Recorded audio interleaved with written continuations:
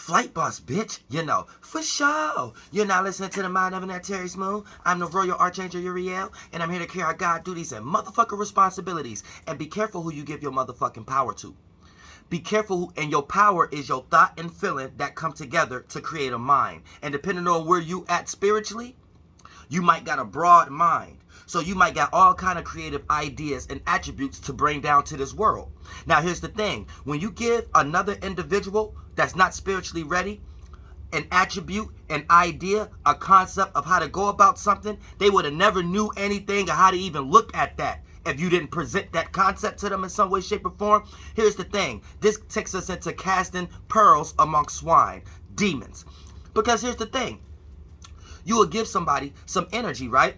It's almost like this. It's an example of this. Say you're around someone who don't know anything about music. They just know it from afar. But you gave them ideas of how to pinpoint together. So this person will be looking at you like, oh, okay, well, I know how to make music now too. I know how to look at it like that now too, right? Now, here's, you cast your pearls amongst the swine. Because this individual is going to start to feel like you're playing some type of spiritual, esoteric game with them. Where you're actually respecting who they think they is because you have allowed them into a concept and have allowed them to feel validated from you by you not disregarding it in any kind of way, shape, or form. You see what I'm saying? So this person would take that energy and think that you look at them you look at them in the same way that you self-taught.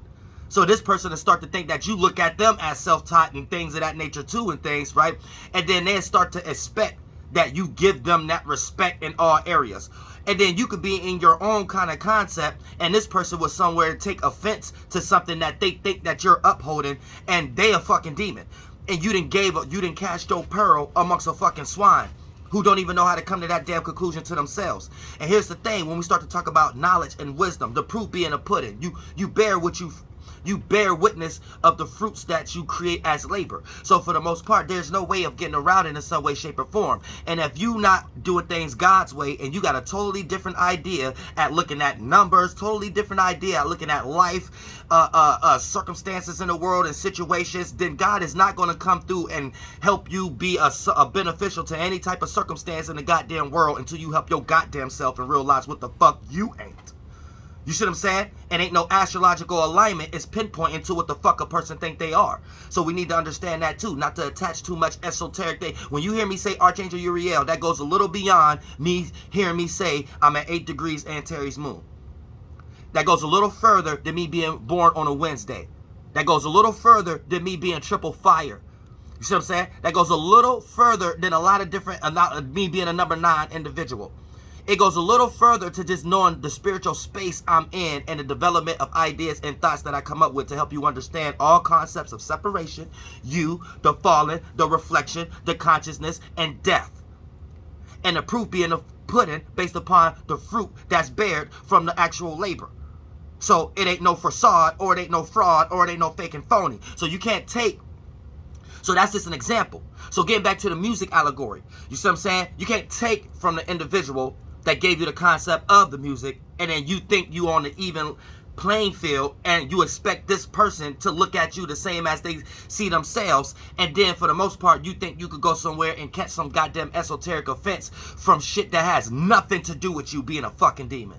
You know what I'm saying? So once again, let me say, y'all out there as a subconscious community, hopefully a lot of y'all in the community become a group, soul group, and we're gonna get that connected so we can all be a big old community and also understand separations and circumstances and deficiations and things of that nature. But for one, for all for one. If you watch my channel, I need all y'all to understand, because ain't no way you watch my channel and you got some flunked out ass different thoughts and feelings about any goddamn thing, and especially being too super masculine. If you're a goddamn female, or if you're a male, too goddamn better. You know what I'm saying? Now let's check this out. So peep game. Be careful. If you watch my channel, you got a lot of power to give. Be careful who you express ideas and thought forms to, because these demons will take it, think that they somewhere where you at, and then think that you playing some esoteric game with them where you actually see them in the same light in some way, shape, or form, yet they're playing a role that's not them, and you set them on that path to go on a road to play out characteristic traits that's not truly them and shit that they're not supposed to be doing in this lifetime. And for the most part, you need to make sure that you are a wise enough spirit that you don't lead nobody on that kind of path. So every now and then, you got to put motherfuckers around you back in a motherfucking place. And I love y'all from the bottom of my heart. You better believe it.